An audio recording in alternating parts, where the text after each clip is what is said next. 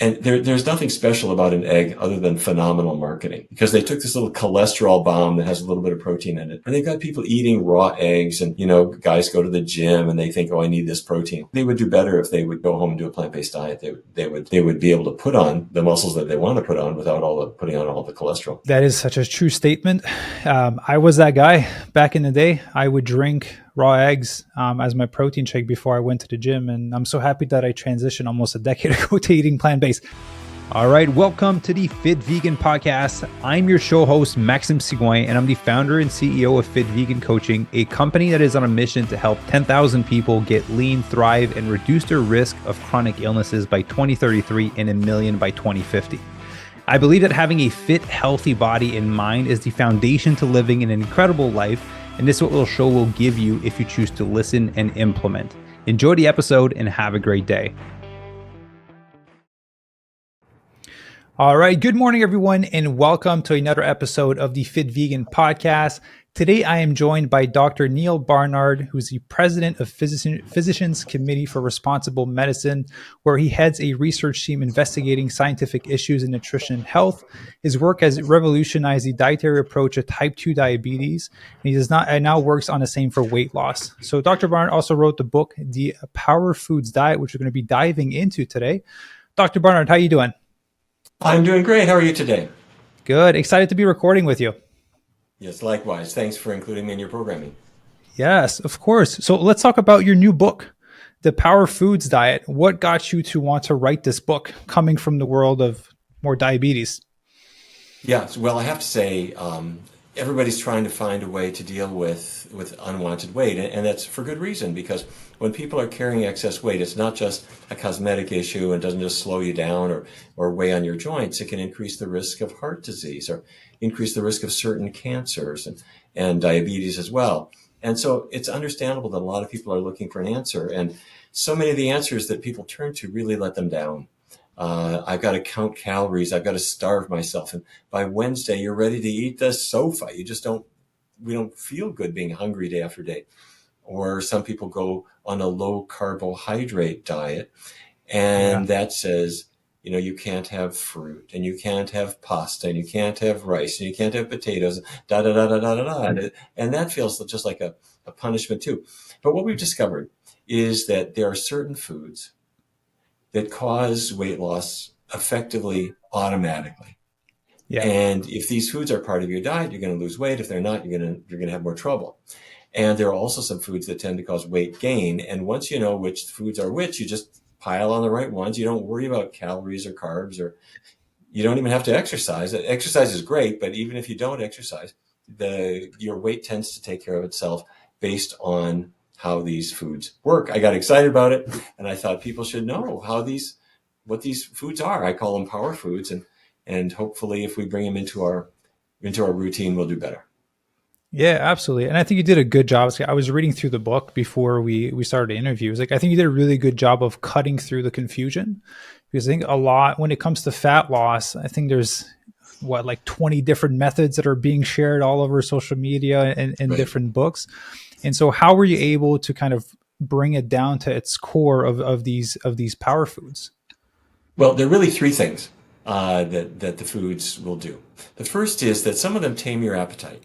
Now, people are taking injectable drugs to tame their appetite. They're going into the pharmacy and getting Wegovy or Ozempic or something like that.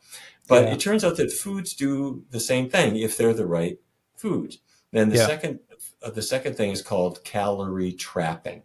And what that means is that foods go down your digestive tract. They trap some calories and carry them out with a waste, so you don't even absorb them. And most people have never heard of that, but you can lose a good 100 calories per day just literally flushing them down the toilet, because foods absorb them, carry them away.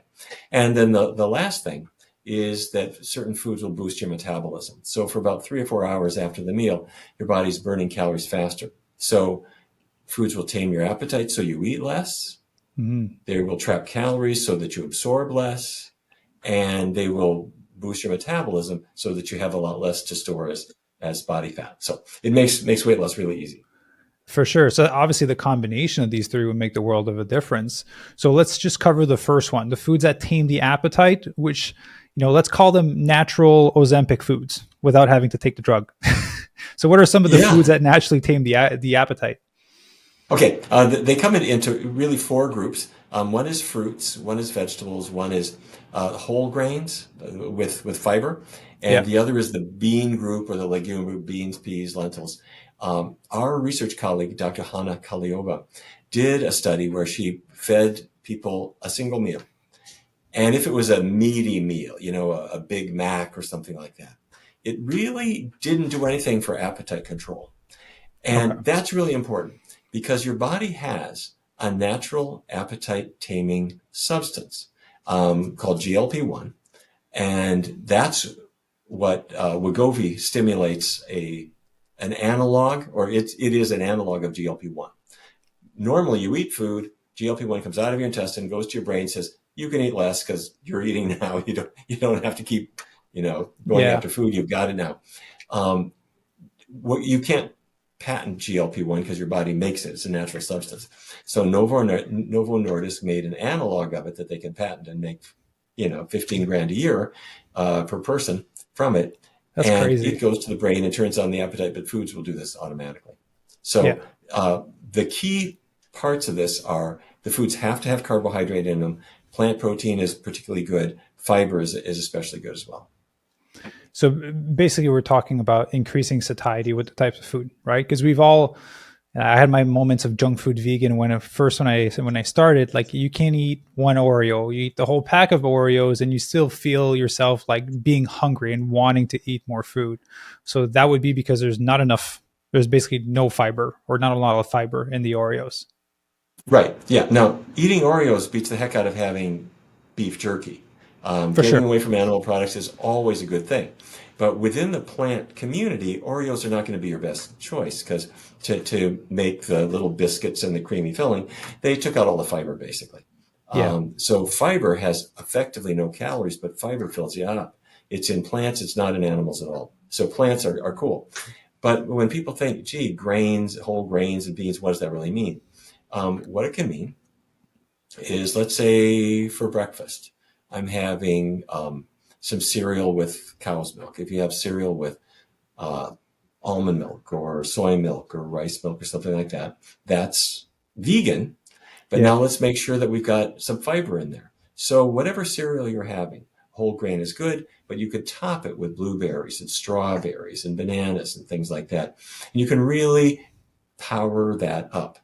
Or let's say for dinner, we're going to an Italian restaurant and you have some angel hair pasta and you top it with meat sauce. Meat's got a lot of fat, zero fiber. So it will fill you eventually. But by the time it fills you up, you've eaten a huge number of calories. So this is not a slimming recipe. If on the other hand, you say to the waiter, wait, give me your chunky arrabbiata sauce. Okay. Every Italian restaurant knows what this is. Arrabbiata is the Italian word for angry. That means it's that zippy, spicy sauce. And if it's got some vegetables in it and some grilled asparagus on the side or grilled spinach, the fiber gets built in a really delicious way. You're not thinking about this as being high fiber foods. You're thinking about this as a beautiful Italian meal. You have your espresso afterward, a glass of wine beforehand if you want. But when you fill up after this plant-based meal, you have had hundreds of calories less than if you'd had the meaty meal. So you're taming your appetite with these healthy foods. Yeah, beautiful. So I want to ask something. So for the people listening, we're still going to talk about the trapped calories and the way to increase the metabolism. But when we talk about fat loss, a lot of people don't like to track their calories. And we had spoken before this recording that we can't redefine the laws of thermodynamics, right? So ultimately, you do have to consume less calories than you are expending, for us, or else you would put on some weight. So all the tools and strategies are to help you not consume more calories than what you're expending, but without having to track it, because these natural tools are just naturally going to let you be in that deficit. Ultimately, it's going to keep you at a healthy weight, right? Exactly. See, your body is designed to be at a healthy weight. And if it's not, what's happening is your natural homeostasis isn't working. If you haven't had water in a while, your natural homeostasis says, feel thirsty, go to the refrigerator and get something to drink, or go to the water fountain or something like that. And so normally, when we eat foods, our appetite control center says, stop eating, you've had enough. Yeah. But when we're on a cheaty, meaty, oily diet, we will eventually trigger the appetite shut-off machinery. Satiety will occur, but by the time it occurs, you're going to have eaten too much. And so we start gaining weight. We just want to get this back. We are built for high fiber foods. If you don't have them, your appetite control is shot. Your hormonal control is shot. Your body needs fiber for a whole lot of physical functions. So we've got to return it, and it will help control the appetite. Yeah, I think it would be pretty hard for someone to be morbidly obese on fruits and vegetables and grains, right? Like naturally the body would start to, I think, regulate itself after a while once the nutrition's been changed. Yes, and I have to say that there was a couple of amazing studies that just knocked me out. One was at Harvard, and they looked at certain foods that were associated with weight loss. They took more than 100,000 people, followed them over a number of years, and they tracked which foods they were eating more of as the years went by for whatever reason. Yeah. And they discovered that if people ate more beans than they were eating before, they tended to lose more weight. Okay, well, beans are really high in fiber and very low in calories. So you're satisfied sooner. Melon, citrus fruits, green leafy vegetables, cruciferous vegetables, and the granddaddy of all of them, oddly enough, was berries. Blueberries, strawberries, raspberries, blackberries. If people ate more of these foods, they tended to lose a lot more weight. And about 2 years after this Harvard study came out, some researchers in England did an interesting follow-up. They brought in almost 3,000 identical twins. And, genetics exactly the same within each twin. But the diet is not necessarily the same. You're not necessarily eating the same thing as your sister's eating. So they did DEXA scans on everybody. That's you lie the participant on a table, and you're tracking, you can measure where is her body fat. Is it in the abdomen? Is it in the thighs? Where is it? And what they found is that women who ate more berries had about 9% less abdominal fat compared to their genetically identical twin. Now, what they were looking at, they didn't really call it berries, they called it anthocyanins. Anthocyanins are the blue in a blueberry or the reddish color in a grape. And if people ate more anthocyanins, they tended to lose weight in the Harvard study, and the same thing in the UK's twin study. Bottom line, we know enough to say it's time to bring those foods into my routine. And when people do that, they start getting the appetite control back just naturally without thinking about it. Yeah, it's interesting. When you start to eat healthier, you have obviously less cravings for these types of food, and you do get satiated a lot faster, where again, makes you not want to have the types of food that would be calorie dense and depleted in nutrients and depleted in fiber. Right. Yeah. As I was doing research for this podcast, there's only one podcast that I personally listen to, and it's Diary of a CEO, Stephen Bartle, which I know you had the opportunity to jump on. And you guys had a big conversation about cheese and how it was one of the worst ones, I believe. You mind diving into that? He had a lot of resistance to it. No, it was eggs. I think it was eggs they had resistance to. People have resistance to both of those topics, and it's understandable. With eggs, people think of them as a great protein source, start off your day with lots of protein and whatever. But the surprise is that if you eat a potato, it's got more protein than an egg. Now, what I mean is large potato, large egg, or medium potato, medium egg. The potato has more protein. And it's got a lot more too. It has complex carbohydrate. And of course, you can ruin a potato. Comes out of the oven, slather with butter, sour cream, cheese doodles, bacon bits, and you can pack the calories in it. But and there's nothing special about an egg other than phenomenal marketing, because they took this little cholesterol bomb that has a little bit of protein in it, and they've got people eating raw eggs, and guys go to the gym and they think, oh, I need this protein. They would do better if they would go home and do a plant-based diet. They would be able to put on the muscles that they want to put on without putting on all the cholesterol. That is such a true statement. I was that guy back in the day. I would drink raw eggs as my protein shake before I went to the gym. And I'm so happy that I transitioned almost a decade ago to eating plant-based. I wish I would have done it sooner. So we covered the foods that would increase satiety, ultimately, that would kind of simulate Ozempic to a certain extent, right? Can suppress the appetite. The foods that trap calories. I think that's a new concept for a lot of people, to eat foods that would pull out calories of their bodies as if they didn't consume them. So what is that family of foods, and ultimately how does it work? What's the process behind it? Okay. In Boston, Tufts University, very well-respected university, they brought in volunteers. And half of the volunteers were asked to eat bread, white bread, and rice, white rice. The other volunteers had whole grain bread, brown rice. Now, the reason the rice is brown, it's not painted brown, that's the fiber coating on the rice. Yeah. And so then what they discovered is that as time went by, the foods that were going down the digestive tract, if it was white bread and if it was white rice, it didn't trap calories at all. The calories in the other foods they were eating just went straight into the bloodstream and they were absorbed. But if they had the whole grain bread and the brown rice, it tended to trap calories in their digestive tract. And don't try this at home, but it was a bit of a graphic research study. They actually collected their fecal samples and they discovered all these undigested, unabsorbed calories. These people were kind of pooping out their calories and flushing them down the toilet. Not huge. The difference was about 100 calories a day. But Yeah. that's cool because we're adding this to the appetite control effect. So I'm eating berries and beans and melons and things like that, and that's controlling my appetite. And then the foods that come in, I'm also trapping some calories too. So by now, we're 300 or 400 calories down from where we were before, feeling fine. We've got, great energy, feeling better than before. You feel light, you feel good. You're not hungry at all. But you're taking in fewer calories, and among the ones you're taking in, you're trapping some. So it would be due because of the higher fiber content. So if we grab the theoretical number that people talk about for what 1 pound of fat would be even to, right, to say 3,500 calories. So at 100 calories a day over the course of a month, roughly, right, 35-ish days, you would lose an extra pound of fat, technically, just with the trapping of foods.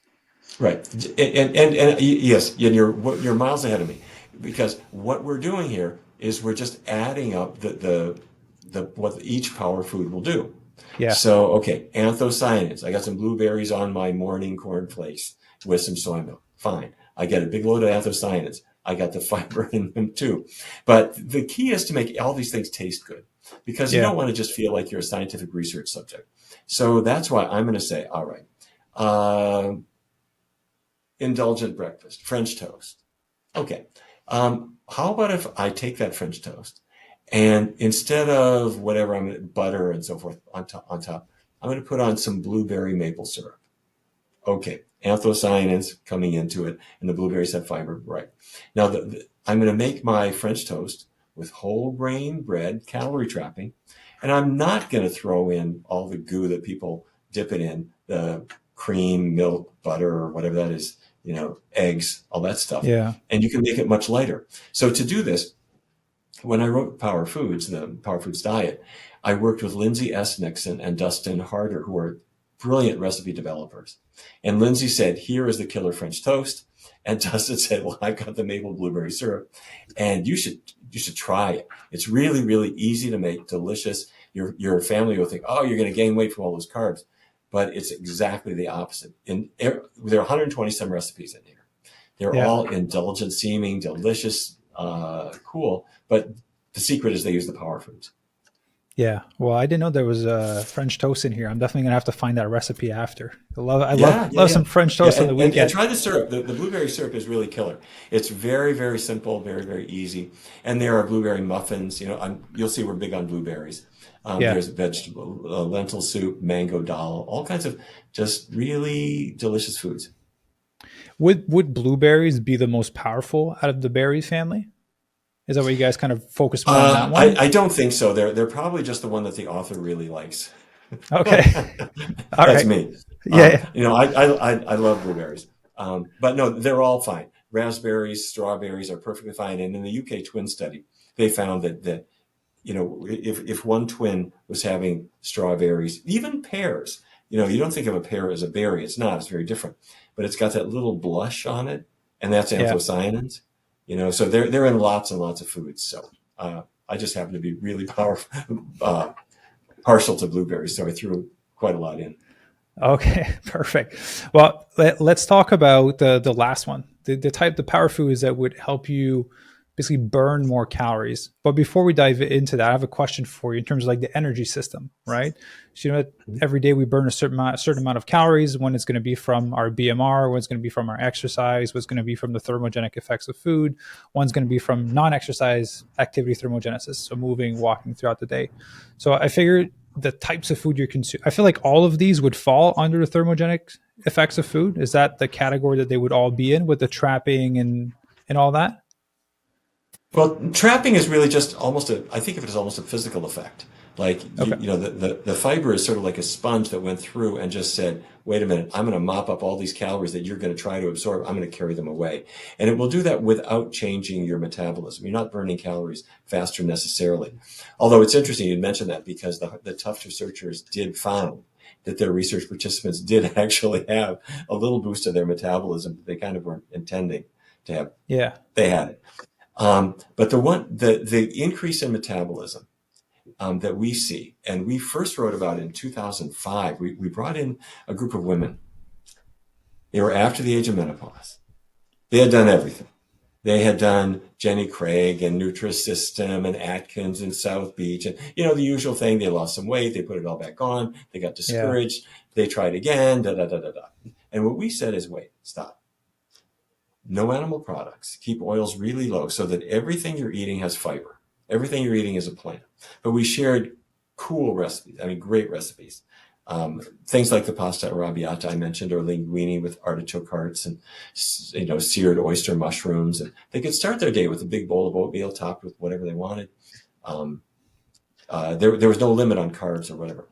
But their after meal metabolism rose in response to each meal. But what was especially cool was it started to reprime their body, so that 14 weeks later, we tested the identical meal they had had at the beginning of the study. And we found that they got the usual rise in metabolism plus about 15% after being on this diet for 14 weeks. And we repeated that with a much larger sample and published it in JAMA Network Open, I think around 2000. 2001, something like that, and found the same thing, that you're just boosting your metabolism, and you get that boost for about 3 or 4 hours after the meal. And what are some of these types of food that would fall under that category that people can put an emphasis on? Okay. Oh, and by the way, I didn't mean to evade your question. You have your resting metabolism, your body is just burning calories when you're asleep, when you wake up. The part we can really manipulate is the after meal metabolism, the thermic effect of food. And that can be good for about maybe 200 calories a day or something like that. Here's what not to do. You bring in the research participant, you sit them in a chair, you say, we're measuring your metabolism now. And how we do it is we put a mask on them. So we're measuring their oxygen uptake and their carbon dioxide output. And with some pretty simple arithmetic, I know their calorie burn. Okay, so now eat a meal.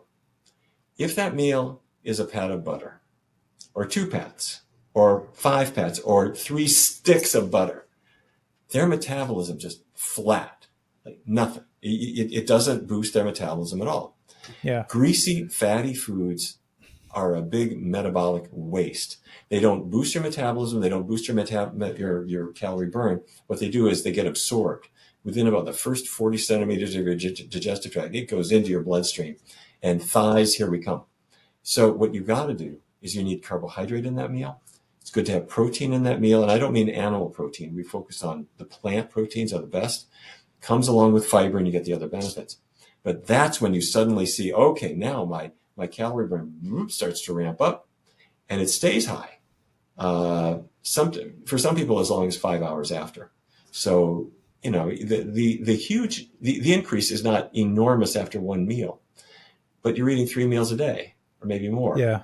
And you put this all together, and it is astounding to see the burn that you can get. So I'm curious, like, what's the potential range of additional burn calories when you combine these three methods? Have you guys kind of looked into like the minimum to kind of like the high end of what that would look like? Because it sounds like you could almost create a 500 calorie deficit per day without having to be in one. Well, yeah, I think you quite easily could. Yeah. Now, let me be clear. When we do research with thousands of people, but we do it in real life. So we ask them to tell us what they're eating. We track their diets, but they're at home or they're at Taco Bell or at a Chinese restaurant or at work or wherever they are. So we're tracking them in real life. We don't lock them up, and we don't give them the food that they're supposed to eat. So our calculations are based on what they're telling us. And then you have to decide, are they telling us the truth or not? And we do crossover studies where we try one diet, then we'll try another diet. But the appetite taming can be good for probably around 300 calories a day would be very normal to see. Somewhere between 200 and 400 or 500 would be the range you'd see. For the thermic effect of food, that can go from 0 for butter up to, a couple of hundred calories there. The calorie trapping is good for, at Tufts, it was about 100 calories a day. So pretty soon you're talking about it is fairly serious burn. Yeah. You don't have to do that. I mean, when I wrote the Power Foods Diet, I want to give you the power foods so that you know what they are and you can choose how much you want to burn. But you might say, okay, well, tonight I'm going to go out and I'm going to have a whole bunch of greasy French fries and ketchup. Okay, you'll get a little bit of burn, but you're going to get a lot of calories there. It's maybe not the best choice. You use it as much or as little as you want. Yeah. So let's talk about that because the name of the podcast is Fit Vegan Podcast. So we have a lot of people that are vegan and are looking to kind of level up with their fitness and their body composition. But we also have a lot of people that are veg curious that are kind of looking into these methods. Potentially they've been, like you mentioned earlier, struggle with their weight. They've tried a bunch of different things. They only put it back on after. So for the people that are considering drugs like, Ozempic, Wegovy, I think I said it properly. Yeah. Like that are considering these drugs versus doing like the power foods. How do you have that conversation with them? Because normally you probably do them one-on-one with your patients, but if you had to do them 1 to thousands through the podcast, how would you have that conversation with them? Actually, I should say we usually work in groups because it's cool. Maybe 15, 20 people in a group. They support each other. They share recipes with each other. And one guy's losing weight the very first week. He's down a couple of pounds, and that inspires other people. So that's typically the way we work. And I got to tell you, our people love it. We do them in research studies, and our clinic here, Barnard Medical Center, we work that way too. Okay, so if a patient comes in and says, okay, I got to kill this weight, I need to lose 80 pounds or 100 pounds or whatever it is, I could take Wegovy. You could. Here's the problem. It's a bit like protection money. When you stop paying, all that weight comes back. Wegovy currently in the U.S., the typical retail charge is about $15,600 a year. Like a grand plus a month. It's about $1,000+ a month, basically. Yeah, a little bit more than $1,000 a month. Yeah.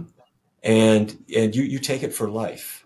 So a 35-year-old person who thinks, I'm really having trouble, and I want to take this drug, you're signing up to take this forever. And all the issues that go along with it. Okay, not everybody, but many people get digestive issues with it, nausea, vomiting, and that kind of thing. And it slows down your stomach emptying. And some people just kind of put up with that. In some cases, those abate and they go away. Some people don't have those problems at all. Pancreatitis, higher risk of thyroid cancer has been in the evidence. A number of other issues, and for many people, it just doesn't seem right because what you're doing is you're putting this sort of weird artificial lid on your natural appetite. Your body wanted to do this naturally. Your body will make GLP-1 if you just let it rather than injecting it. It's a little bit, I got to tell you, like cholesterol lowering drugs. Yeah. You can eat greasy cheeseburgers topped with bacon. Your cholesterol goes up and Lipitor will make it go back down. and you take Lipitor for the rest of your life because otherwise your cholesterol starts going up, you're at higher risk for heart attack, stop. 90% of people on a cholesterol lowering drug wouldn't need it if they weren't eating cholesterol and eating the animal products that cause your body to make more cholesterol. Wegovy's like that. Wegovy makes up for the fact that we are defeating our natural appetite control. So it just makes it, for example, the cholesterol lowering drug, that people can continue to eat burgers but not be as affected by it ultimately. And Wegovy is kind of the same thing. Those people can eat the shit food that they want, but not as much because they're not as hungry. So it feels like an escape ultimately for those people, like a short-term solution. Is there any side effects? But I think you're touching on something really important here. Let's say I take a cholesterol lowering drug, and so my cholesterol comes down, and the burger is less likely to cause the heart attack than it would otherwise have. Yeah. But that burger isn't just causing heart disease. That burger is also leading to a higher risk of cancer and a higher risk of diabetes. So I could take anti-diabetes drugs. And it's also raising my blood pressure, so I can take antihypertensive. And it's making me heavy, so I can take Wegovy. And so people come into our front door all the time, and they're not taking a drug. Yeah. They're taking a sack full of medications. Something for their cholesterol, something for their diabetes, something for their blood pressure, and something for their weight. And our job is to say, let's use the power foods. They're going to help you do this naturally. And don't get me wrong, for some people, there is some residual need or benefit from medication. And if so, we'll use that. But if we can do it naturally and if with food, the health benefit is dramatically better. Yeah, because I had this conversation with a few people. They're like, I'm dealing with all this, so I'm just going to take this pill, and then I can continue living my life the way that I've been living it, and then this pill will bring me back to normal, ultimately. So for, obviously, Wegovy and Ozempic have been really popular lately. Like you mentioned, there's side effects. Are there side effects to people taking it and then just randomly stopping it because they ran out of money, it's no longer available? Besides the weight coming back on, is there any other effects from just like starting a drug like this and just stopping it a few months into it? With Wegovy or Ozempic, which by the way are the same drug, they're just marketed under two different names. Okay. The big thing is that the weight comes back, and the problem is, let's say you were taking it for a year, which is common. You take it for a year, and then you think, gee, I can't keep doing this anymore, and they stop. The weight all comes back. You didn't learn anything during that time. You didn't learn how to healthy habits. They're going to protect you. You're no better off. You're back to square one. So my thought is, wait, stop. There are some foods that love you back. And you can do my French toast if you want. Or Dustin Harder, one of the terrific recipe developer, has this thing called a triple berry sorbet. Or we've got black and blue brownies in black beans, blueberries in the brownies. I mean, just delicious foods. And if a year ago you had started making my recipes and sharing them with your family, by now your whole family would be doing dramatically better. That's another thing about it. A medication doesn't have any benefit for people around you. But when you learn how to use the power foods, you can get healthier, you can get slimmer, and so can everybody who eats with you or hangs out with you. Let's say you've got a spouse, you've got a partner, somebody who you depend on. You're not going to share an Ozempic injection, I hope. But what you can share is my pasta arrabbiata, my Southwest chili. You can get healthy together. If you've got kids, and if you are not role modeling healthy foods for your kids, what happens? The kids they grow up to have the same risk as all the other American kids around them, which is overweight, diabetes, higher risk of cholesterol issues, sometimes before they get their high school diploma. So we want to learn how these fuels work. Use them, and they are delicious and they're fun, and your environmentalist friends will praise you because it's not meaty junk. So anyway, the benefits of doing it naturally are just huge. Absolutely. And it sounds like, again, the foods that you recommend in the book, that's screaming nutrient density. But looking at these short-term drugs that are short-term solutions, to me, the first thing that came to my mind is like, just how much nutrient deficiency do you have by cutting your appetite that much, right?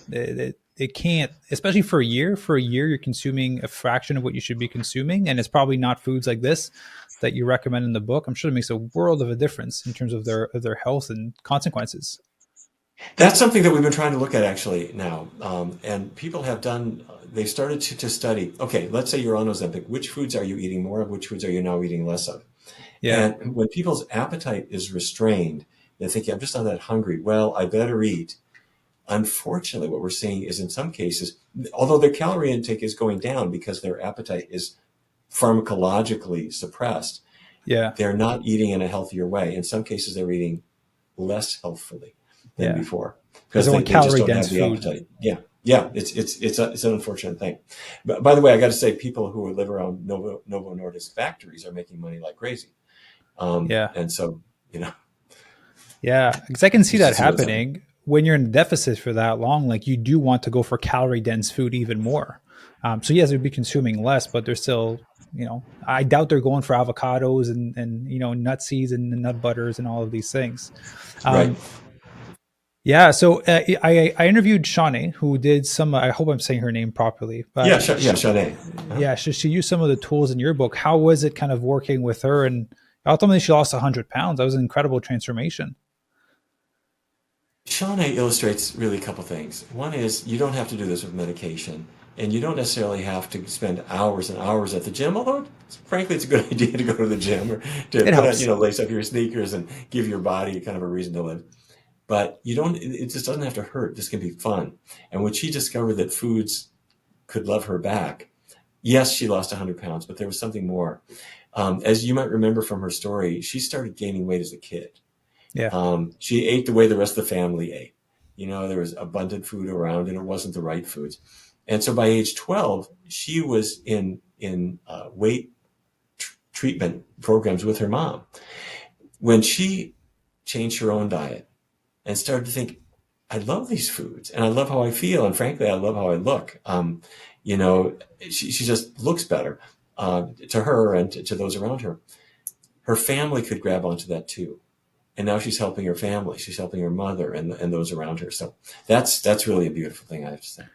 Yeah, I think it ties in perfectly with what you shared earlier, right? It's how the parent is eating is how the child will eat after. So I know with her it was kind of the same thing with her mom. But I understand also that, I've had the opportunity to travel all over the world and you see certain areas that are not as financially blessed. Man, is it ever hard to find healthy food once I'm there? It's so challenging to go and find healthy restaurants in those areas that are struggling a little bit more financially. And so I can understand like where they're coming from with eating these cheap foods that are available, if that's all the budget can kind of allow for them. And so I know that can be a completely different podcast. How do you go to educate everyone? But that's one thing I wanted to mention. It makes such a world of a difference how the parents eat and how the kids are going to be affected growing up. So is there any other patients that you kind of worked with to kind of lose some weight from the book? Well, lots and lots and lots of people. I got to tell you, Stephanie Ignafo is an interesting success story. Stephanie lives near Chicago with her family, and she and her husband both had weight issues. And Stephanie herself, she says, I was the chubby kid as a growing up, Mm-hmm. and I tried everything. And when she got married, she and her husband kept trying to lose weight with different methods. Her daughter decided that she was going to go vegan. She was going to follow a plant-based diet as an adolescent. And Stephanie thought, I'm not sure, she consults the pediatrician. I'm not sure this is safe. But her daughter says, Mom, I think this is probably going to be okay. And she does it. And it turned out to be a really good thing. So Stephanie said, wait a minute, I'm your mom. I'm going to do this with you. And she did it with her. And she switched to a plant-based diet, very much like what I've written about here. She starts losing weight. Dad does it with them. And the whole family does it together. And they're just losing weight hugely. And they become Yeah. such role models. But one of the most striking stories that I'm sharing in the Power Foods Diet was Steve Loam. I don't know if you got that far, but you've got to read Steve's story. Steve Loam is a cardiologist. And I first met Steve in Chicago when he was working at Rush University. But when was this? Maybe a year ago, something like that.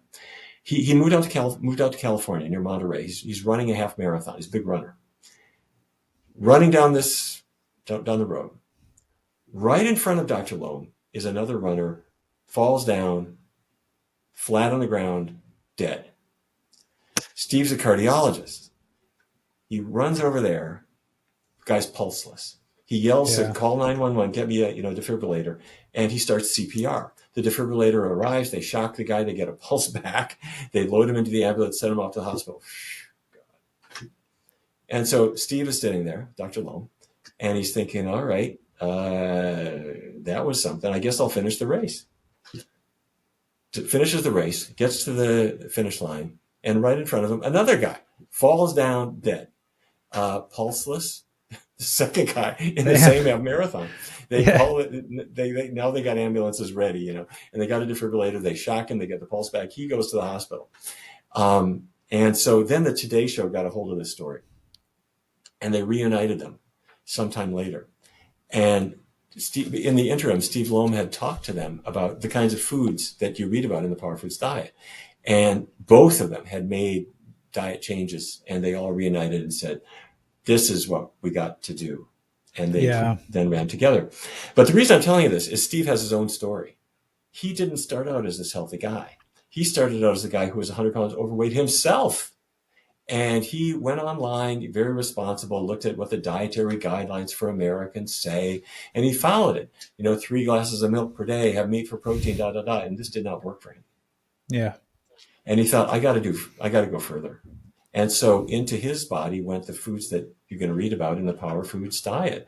And he lost weight, well over 100 pounds, and just looks like a different person, a person who's in charge.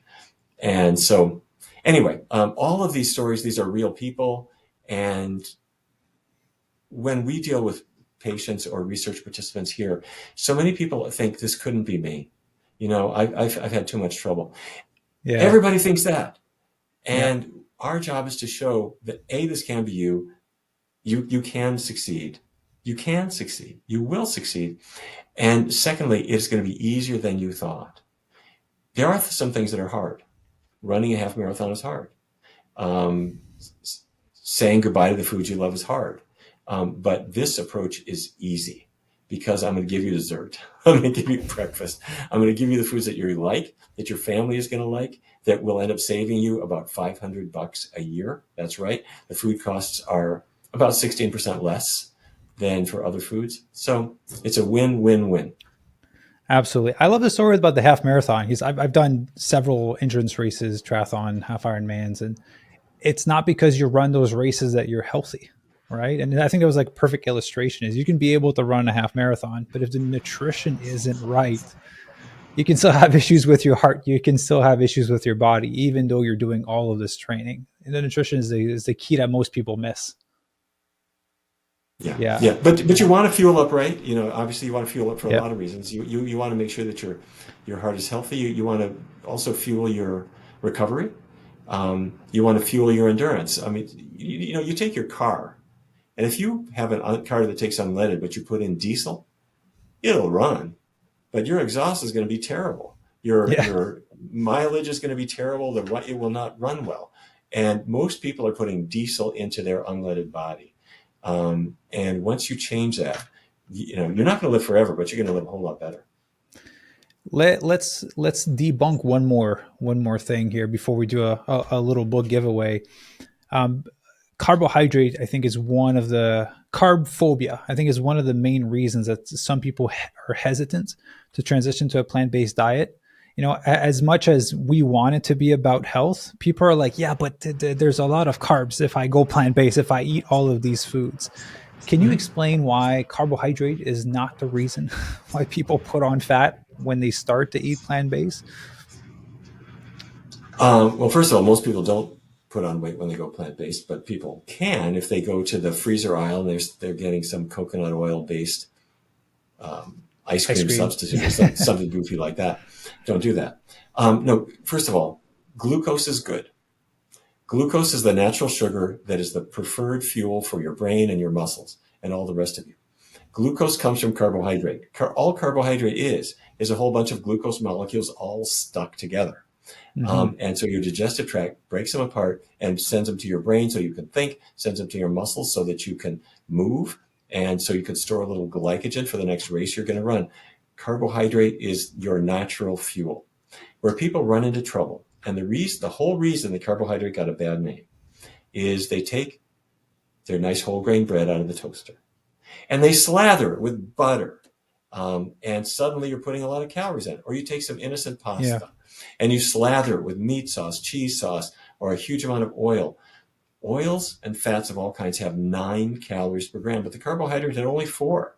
So carbs are not the devil. And in our studies, people are able to eat more carbs than they ever ate before, and they lose weight really, really easily. So I know that there are so many diets that say, don't eat bread, don't eat potatoes, don't eat fruit, da, da, da, da, da, da, da. That's a mistake, and people get sick of it. Yeah, and it's the proof that it's the body's preferred source of energy. When you run an endurance race, no one's loading up on avocados and nuts when they're running. They're loading up on bananas and dates and mangoes because that's what the body is seeking when you're in that state when you need to perform. So, Dr. Barnard, I really enjoy your work and I appreciate the book. And so I want to give the opportunity to 5 listeners to win a copy of the book. So if you guys are listening, just head over to my Instagram. There's going to be all the instruction. The links will be down below. We'll be giving away 5 books.